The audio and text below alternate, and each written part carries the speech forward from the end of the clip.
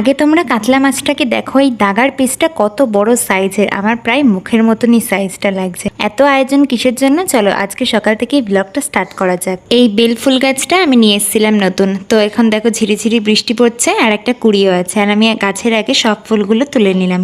দেন চলে এলাম নিচে ঠাকুরকে পুজো দিতে। চলো আমার পুজোর জায়গাটা তোমাদেরকে একবার শেয়ার করি।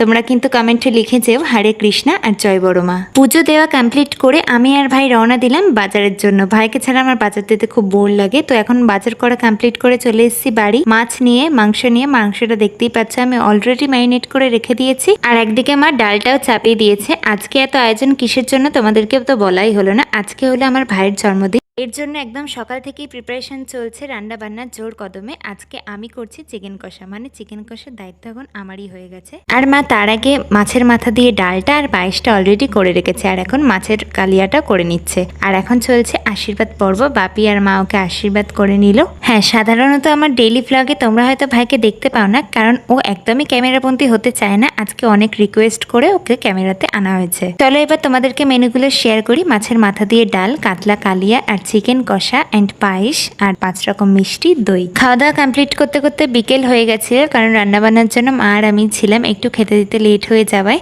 সন্ধ্যাবেলা চলে গেছিলাম ব্রাঞ্চ ইটালিনোতে। আমার একটা কেক অর্ডার দেওয়া ছিল, কেকটা তোমাদেরকে দেখিয়ে দিলাম। আর সন্ধ্যাবেলা কাকিমণি আর বুনুকেও বলা হয়েছিল, তো ওরা সবাই মিলে চলে এলো। দেন কেক কাটিংস হলো সবাই মিলে, আর বুনুর এখানে কাণ্ড দেখো কি করছে। আজকের ভিডিওটা তোমাদের কেমন লাগলো অবশ্যই কিন্তু জানিও।